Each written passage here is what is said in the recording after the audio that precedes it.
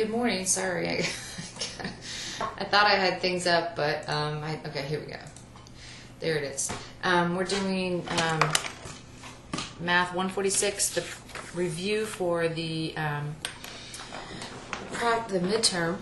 And the reason I made it a test, not a homework, I made it a test, but I gave you 3 tries on it, because sometimes when you do it as homework and you have those hints along the side, you get a little false confidence. And so I'm trying to have you take it in the same way that you'll take your midterm. And so you get 3 chances at it. That way you can definitely see what the questions are like, and you'll see every time you go in it's slightly different, but it'll look the same. And it's all material that you could watch videos 1, 2, 3, and 4. So if you think I'm not explaining it well, maybe go back and watch those other homework videos. So I'm going to go through this a little quicker than some of the others, just because it is a review and I've gone through it once before. So let's take a look at what I have on my screen. There is a time limit on this, just like there is for the actual final. Okay, so determine whether the sampling method described below appears to be sound or flawed. In the survey of 779 subjects, each was asked how often he or she drank milk. The survey subjects were internet users who responded to a question that was posted on a news website. Okay, by now I hope you know that if people voluntarily answer a survey, then it's flawed. That's all you can say. I mean, you cannot put any question out there like that and expect the only people that respond to be the people who are kind of in the middle. They're going to be they really are for it or they're really against it. So that's just how that is. So that's flawed. A polling company reported that 37% of 1,800 surveyed adults said that cellular phones are quite annoying. Complete parts A through E. What is the exact value that is 37% of 1,018? Remember, all you do for that is 1,018 times 0.37, because you change it to a decimal, and so you get 376.66 for that. Second part, B. Could the result from part A be the actual number of adults who said that the cellular phones are quite annoying? Why or why not? Well, we got a decimal number. So once you get a decimal number, you know it's not the exact number, right? It's something that rounded to that exact number. We don't ever have a part of an adult. So no, it's not exactly it. What could be the actual number of adults who said that cellular phones are quite annoying? Type an integer. Well, we got 376.66 for an answer, and we know we can't have a third of a person, so just round. Okay, so it must be about 377 people who actually answered that. I mean, that's one answer that would work, and that's the one that they're looking for. Okay, among the 1,018 respondents, 566 people said that cellular phones are not at all annoying. What percentage of respondents said that cellular phones are not at all annoying? So in this case, because we have the number given, we take the 566 and divide by 1,018, and that gives us a decimal number.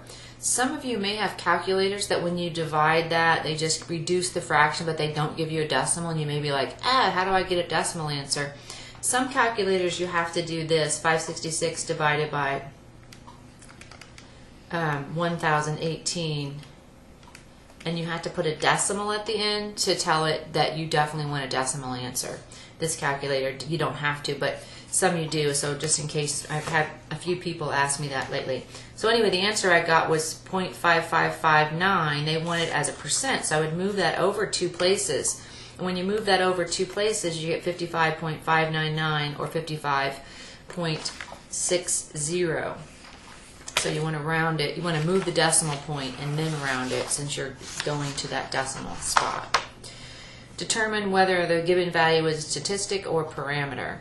Statistics have to do with samples, SS. Parameters have to do with population, PP. So if they're talking about everybody in this whole thing, then it's a population parameter. If it's talking about just a few workers. A study was conducted of all 2017 workers in a certain state. So that's all of them. That's population, that's parameter. What is the difference between a random sample and a simple random sample? The thing that's different about those two is that a simple random sample, a random sample is you're chosen randomly, okay? But a simple random sample means not only are you chosen well, maybe I'll say it the way they said it. not only does each individual have the chance of being selected, with the simple random, all samples of the same size have the same chance of being selected. So if I choose one person from a household, and I'm saying I'm only going to take one from each household, and I randomly select them, that's a random sample. But that means that if I choose somebody from one household, then the other person in that household is definitely not going to get selected. That makes it not a simple random sample, SRS. So all groups have the same chance of being, all samples of the same size have the same chance of being selected with a simple random sample. And all individuals have the same chance of being selected with a random sample. Okay, determine whether the given description corresponds to observational study or experiment. I'm not going to do this problem for you, but I will tell you this. The experiment, you actually change something and see what happens. In the study, observational study, you just look and see what's happening. Like you stand there and watch the traffic pass, or you count the number of people that get off a bus or whatever. If you don't affect anything but you just look at it, that's a study. If you actually try something like, oh, I'm going to make the traffic lights longer, or I'm going to change the time the buses come or whatever, that's an experiment. Okay, the type of sampling used, random, systematic, convenient, stratified, or cluster, and there's several of these, so I'm not going to answer these for you, but I am going to go through the definitions again. A random we just talked about. If you just randomly generate numbers and choose people based on a random number generator, that's random, right? That's totally random.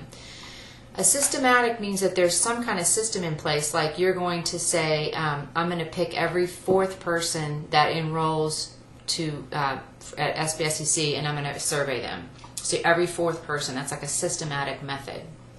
Convenient sample, you walk out on campus and you ask the first 5 people who pass by, what do you think of the new activity fees or whatever. Convenience is just that. I mean, it's whatever is convenient for you. Stratified and cluster are the two that people have the most trouble with. A stratified means that you break things up into groups and then you take a couple of people from each group. So if I looked at, maybe there was 8 different statistics classes on campus and I went to all 8 of those classes, so I broke it up into classes, and then I go and I interview 10 people out of each class. That would be stratified. I broke it up and then I talked to some out of each partition. And cluster is if I was to do that same thing, only I broke these up into 8 statistics classes and then I just chose 1 or 2 statistics classes and I talked to everybody in that class. So cluster, you don't do a little bit from all. You divide up into groups and you just talk to 1 or maybe 2, whatever you want to do, but you talk to everybody in that one cluster. Stratified, you talk to a few people from every cluster. So that's what that is. So I'll let you work on that. This one, identifying sample, identifying sample. And then this one is talking about observational study. Is it cross-sectional, retrospective, or prospective? Retrospective is when you go back and look at like tax records from the past 20 years or something, right? Prospective is like what's going to happen in the future. They're going to collect data over the next 6 years, so that means it's a prospective study because they're looking forward into the future.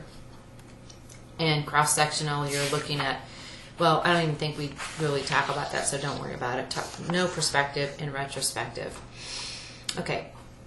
Identify the class width, the class midpoints, the class boundary for the given frequency. The class width, this is the lower, this 32 is your lower class boundary for the first class interval, and this is 35 is the lower class boundary for the second class.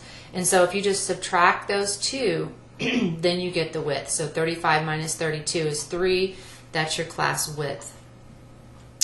The class midpoint, you just add the 2 numbers together from your class, and your 32 plus 34 is 66, and then divide by 2, and that's 33, so there's your midpoint is 33. Now one thing that's nice to know is that, because our class width is 3, then our midpoints will also be 3 apart. So I don't need to calculate that for every single one of these. I can say, well, it's 33 as my first midpoint, and because my class width is 3, it's going to be 36, 39, 42, 45, 48, 51, and each of these are 3 apart, just like the class intervals are. So that makes it easy. Calculate 1 and then just add 3 all the rest away. The class boundaries, well, the boundaries are the halfway point between the 2 classes. So what's halfway between 34 and 35? That's 34.5. You can't see that. Halfway between those two is 34.5. See that? What's the harder, that's half, you just added 0.5 onto 34. So that means you would just subtract 0.5 from 32, and that's how they get 31.5. That's 1/2 below, and 34.5 is 1/2 above. And then that's the same thing that would be over here is 34.5, and then here would be 37.5, 37.5, 40.5, 40.5, 43.5. So you're just adding a half when you have whole numbers like that. So it's halfway in between. And that's all they ask on that one. All right, among fatal plane crashes that occurred during the past 70 years, 590 were due to pilot error, 61 human error, 59 were due to weather, 551 were due to mechanical problems, and 100 were due to sabotage. Construct a relative frequency distribution. What is the most serious threat to aviation safety? So these 1, 2, 3, 4, 5 things were given to us, and we know how many total there were. To find a relative frequency, you're finding the percentage. 590 were, so we have to add those up, huh? We don't know what the total is yet. They didn't give us that. So there were 590 due to pilot error, 61 human error, 59 weather error, 551 to mechanical error, and 100 due to sabotage. So what that gives us is 1,361 total. So to find the relative frequency of, let's say, pilot error, we take 590 and divide by 1361. Remember, what 590 divided by 1361 is going to give us is a decimal answer. And they're asking for a percent. And does it say where to round? One decimal place. So as a percent, well, as a decimal, this was 0.43350. But when I move that over 2 places, I get 43 point, and I'm rounding to 1 decimal, so that would be 0.4. So that would be 43.4 for the pilot. And then you would just do the same thing for each one of these, 61 divided by 1361 for human error. And then they ask you, what's the most serious threat? The most serious threat is the highest percentage that you get. And so we can see there's 590 already. That's the highest number in there. So obviously the pilots are the biggest threat. And maybe they could be trained better or give them more rest between flights or whatever. All right. The histogram to the right represents the weights in pounds of members of a certain high school math team. That's a weird one. What is the class width? Well, the classes are shown here. Their lower class boundary and their upper class boundary. So like you can see, if you subtract that, you're going to get a width of 10. What are the approximate lower and upper class limits for the first class? Well, 110 to 120, right? That's approximate, but you can see them right on there. That's an easy one. The table below shows the frequency distribution of the weight in grams of pre-1964 quarters. You know, I apologize, but this is the most boring thing I can think of. I mean, maybe if you're into coin collecting, but to me it's like this problem, who went and found this data? It's so boring, but anyway, I liked kind of what I was doing, but I have to say, yawn. Anyway, we want to figure out, we're looking, you see how this is 2, 3, 8, 11, 11. We want to choose the graph that matches that. And you can see that this, you can see over here on the side what the numbers are. So this is like 15. That's definitely higher than anything we had. Forget about that. This one looks like maybe it could be about 8. This one, 2, it's supposed to be 2, 3. This one looks, the second one looks like 5. So that kind of just look until you find the one that makes it.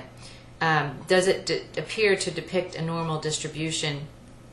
If it is B, then it looks pretty normal. It's not perfect, but there's definitely, it starts low, it rises to a point in the middle, and then it goes back down. So I would say yes, it does appear to have a normal distribution. All right, the table below shows paired data for the heights of a certain country's presidents and their main opponents in the election campaign. Construct a scatter plot. Does there appear to be a correlation? The scatter plot is, remember, the president's height compared to the opponent's height. The data on this is down here, so that you know that when the president was 196, his opponent was 178. So we want to find the one that has, you know, some of this data, and I'll let you do that. But you're going to go through there and take take 196 and go, okay, 196 about here, and the opponent should have been about 178. You know, oh, up here, that looks pretty good. Then you go to the next one, and until you eliminate that. When you're looking at this picture, this has a really nice, obvious correlation, if that was true. This one has really no correlation. And this one has really no correlation. If you start to have a circle and you're talking about there's really no correlation, in other words, how tall the president is and how tall his opponent is have no relationship to each other. This one has a negative correlation, that pretty nice negative, meaning that if the president, when the president is shorter, his opponent's taller, and that would be an opposite. And this one says if the president was shorter, his opponent as the president gets taller, his opponent gets taller, or whatever. But anyway, you pick through there, and then depending on which one you pick, if they have a correlation, that's good. If you pick one of these and there's no real correlation there, you can't see what that is. Sometimes there's no correlation. Like if you say, like, ask how many miles you drive to work compared to what your shoe size is, there should be really no correlation for that, right? But if you ask, you know, how many centimeters around is your neck compared to how many centimeters around at your waist, there's probably a correlation, right? So correlation doesn't mean a cause, but it means that there's a relationship. Bigger waist, bigger neck, or whatever. Okay, the given data represent the number of people from a town aged 25 to 64 who subscribe to a print magazine. Construct a frequency polygon applying a loose interpretation of the requirements for a normal distribution. Does the data appear to be normally distributed? Why or why not? So when you do a frequency polygon, look at what's happening is that it should be touching the graph at the bottom. It shouldn't be floating like this, so we can just eliminate that. A frequency polygon, for the ages, here you can see we start at 270, go to 373, then peak at 709, back to 125. Do you see how this one peaks early? So that doesn't really make sense because our data should be peaking a little further, like this one.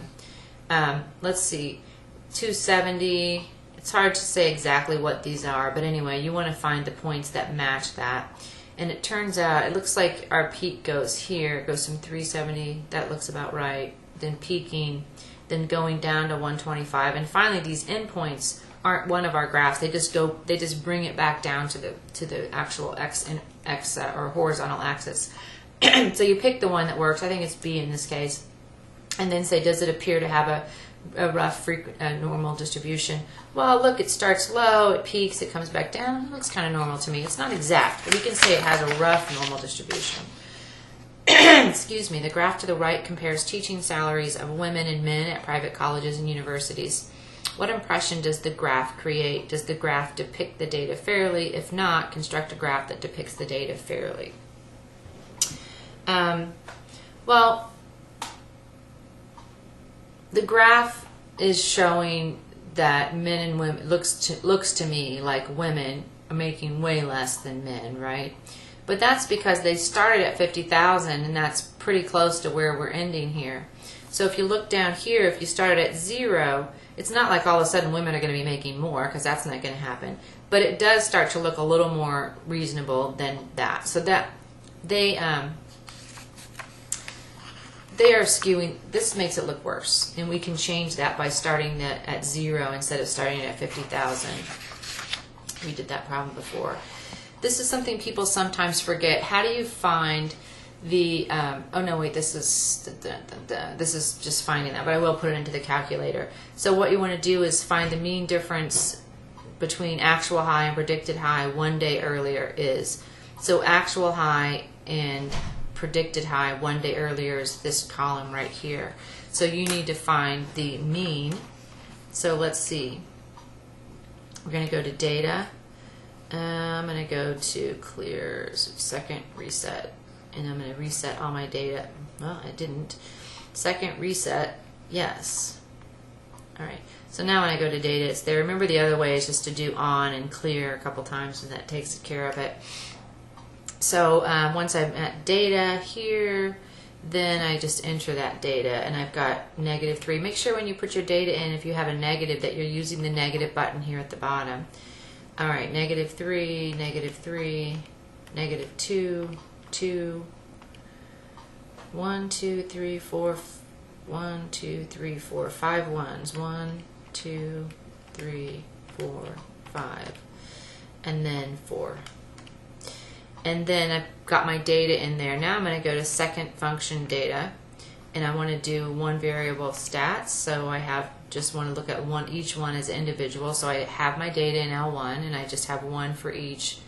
And then I go down to hit calculate. And it tells me I had 10 pieces of data, and that the mean was 0.2. And that's not the answer they got here. They had 0.3. So let's check my data and make sure I entered it correctly. I was going kind of stupidly fast. Oh, the last one. Yeah, I did do that. So it should be -3, -3. Oh, just 2 -3s. All right, and this one should have been -2. And then 2. And then once. Okay, so you saw that my data was bad. So if you enter your answer in the calculator and they don't like it, then you can go back and check and see that you entered it correctly. So not the end of the world. I'm going to go try that again just to make sure I get the answer that they had. Yeah, so I had a sign wrong, which threw that off. So the mean is 0.3. So that would be 0.3. Then I would go and do that again for the predicted 5 days and see what that was. If I do that, turns out it's 1. The mean difference between the actual high and the predicted high date 5 days earlier. The mean 1 day earlier. The mean difference, the median. Oh, they want you to know that they wanted the second one was the median. Sorry. So you want to find the median. You go down in your list of data that you just found until you get to Q. They actually say median right there. Median is 1. All right, so they wanted that data too. So that's there under that same test you just did. And then you do it again for the second one, and then you answer the question of does it seem like they're better at predicting than 1 day out than 5 days out. And you just see if the numbers are close, they aren't that different. If they're really, readily spread out, then yeah, it seems like they do better with one way or the other. All right, moving on to number 17. I am going fast, and if you want to go slower, go back and find these problems in the sections. And I will show you, this one is from chapter 3.229. So if you didn't notice that before, I have this is the chapter and the number on each one of those. So as we go through these, statistic or parameter or whatever, you can see the ID that tells you chapter 1, section 4, number 1 or whatever. So you could go back and find the chapter where I would have gone over those in more detail. And they all have them on there. Number 9 is up at the top of 10, but anyway. So you can see as I go through, and I'm going through these in order, so chapter 1, then chapter 2, then chapter 3, and so forth.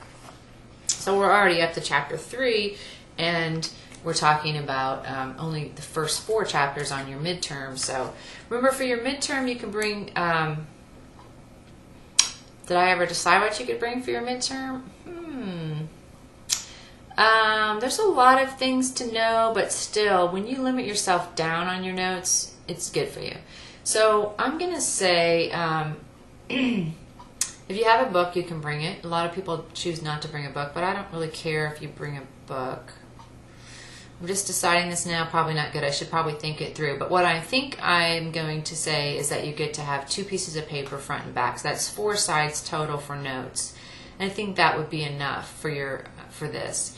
The reason I usually say you can bring a book for stats is if you use the charts and graphs, but hopefully you're using your calculator and not those tables to find your values. So anyways, I'm going to say 2 pages, and I'll put something in the syllabus where you can go and read the syllabus and check to see what I ended up deciding on, but that's what I think I'm going to do.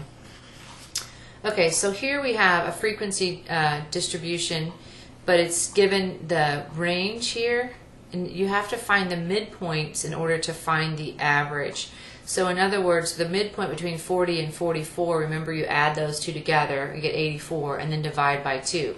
So my midpoint is 42. I can see that the difference here, 40 to 45, if I subtract, is 5. So that means this would be 47, adding 5, 52, 57, 62. And so once I know my midpoints, I can go in and do this. My frequencies are given here, and I'm not going to use 40 or 44. I'm going to use 42. So let's go back and do on clear twice, and that clears my memory and get rid of that stuff I had in there before. So in my data, I'm going to enter those midpoints, which were 42, 47, 52, 57, and 62. I didn't know how, I couldn't remember where we stopped. So then I'm going to jump over and enter the frequency. For 42, the frequency was 1, 6, 11, 7, and 1. So this case, when I do this test, when I go second function stats, I'm going to go down to 1 again, but when I get to here, I'm going to say, yeah, I put my data in L1, but I put my frequency into L2. So I want them to recognize that they each had a different frequency. So I go over to L2, make sure it's dark, and then hit enter. So my light in my office went off because I wasn't moving enough. So let me get that back on. It makes a difference for how much you can see my calculator. Okay, sorry about that. All right, so then I get the average is 52.19. They have it rounded to 52.2. All right, which best describes the relationship between the computed mean and the actual mean. Well, the actual mean was 52.5, and I got 52.2, and it's pretty close, right? So I don't think if somebody was out and feeling the day that they would be like, they're off by, 3/10 of a, what was it? Yeah, 3/10 of a degree, so it's pretty close.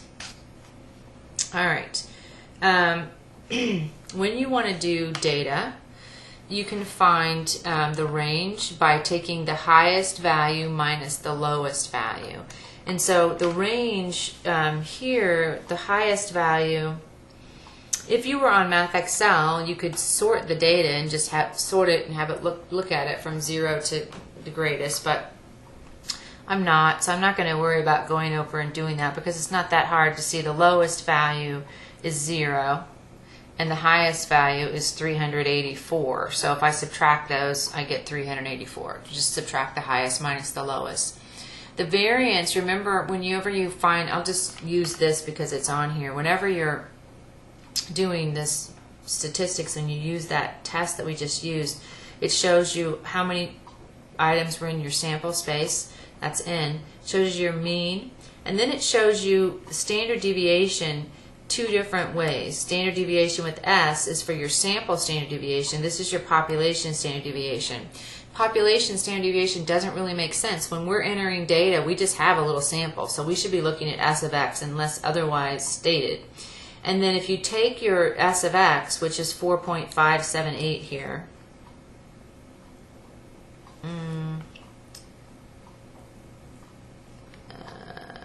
that's for, I was going to say, that doesn't make any sense. But for our particular, this one that I'm looking at, if you take the 4.578 and take it to the second power, that gives you the variance. So the variance is whatever your standard deviation is to the second power. And so you can find the standard deviation in there, and then from the standard deviation, you take that to the second power, that gives you your variance. And then the rest of these things in here, we've, minimum, and quadrant 1 and median and quadrant 3 and maximum. Those are all values that you get, and then it just takes you back up to the top again.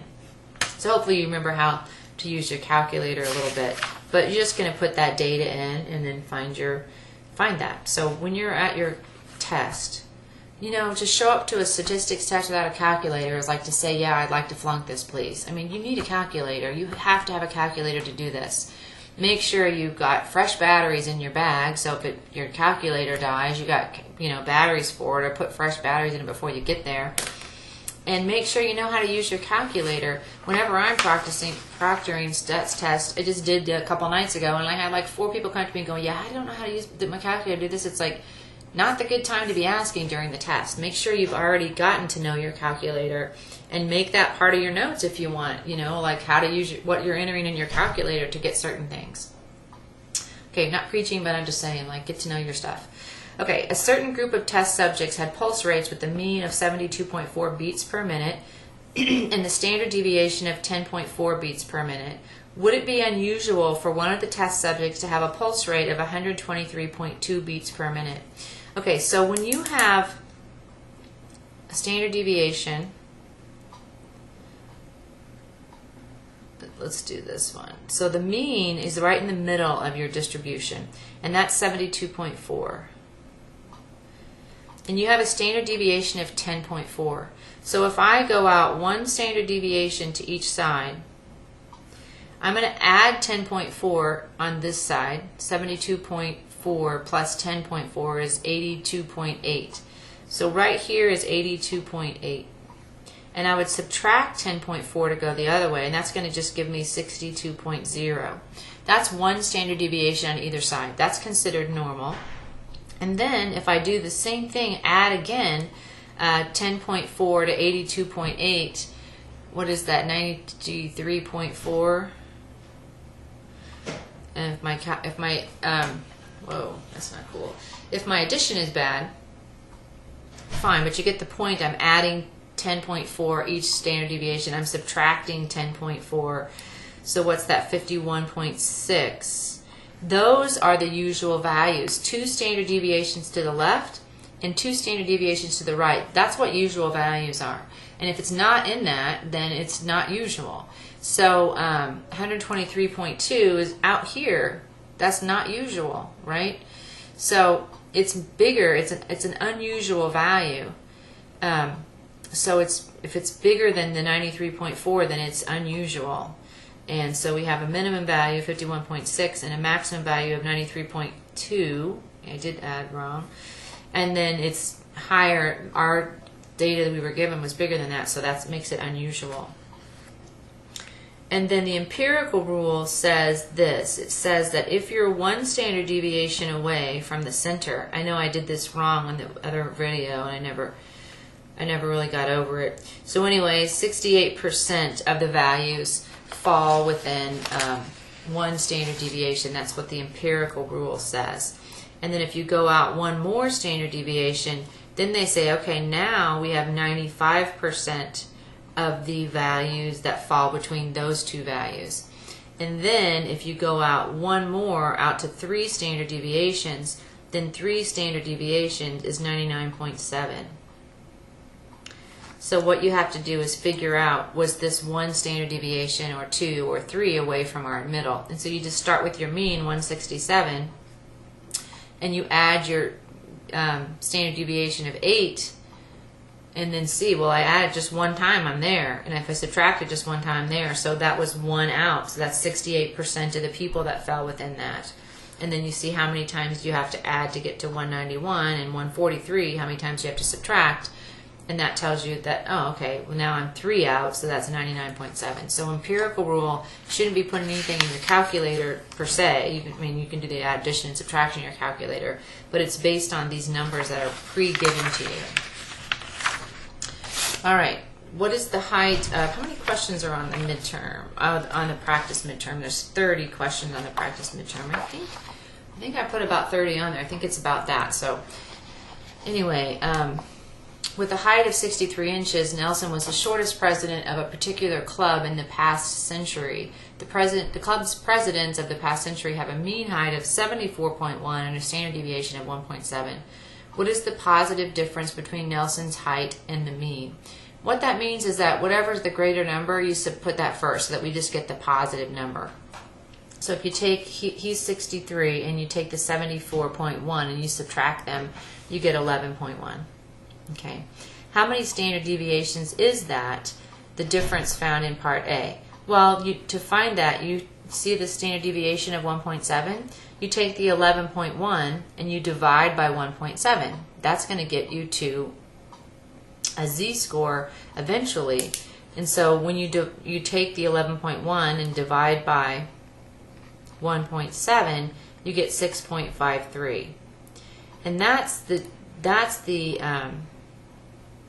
number of standard deviations that he's away. He's very far away. Yeah. So And then we say, well, was he to the left or the right? You remember, the mean was 74.1. And he is over here at 63. He's definitely far, far to the left. In fact, 6 standard deviations to the left.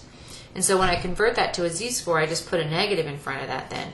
His z-score is negative 6.53 because that just tells you, yeah, he was on the left side of the mean, not the right side. The z-score is saying, give it a sign so we know, was he unusual because he was short or was he unusual because he was tall? And so that's what the z-score means. It's like the standard deviation, but we just add the sign to it. And that, because he's way more than 2 standard deviations away, is an unusual value. Okay, so I'm going to stop there because I have to go to class. We'll do the other 8 problems next time I see you. And remember, you get 3 shots at that practice midterm, so you can do it until you get it right. But you can just do it one time if that's all you need through it. But you know, just it's there for you if you need it. I put 3, thinking maybe you just only need it one time. So up to you. But have a great day, and I'll see you next time.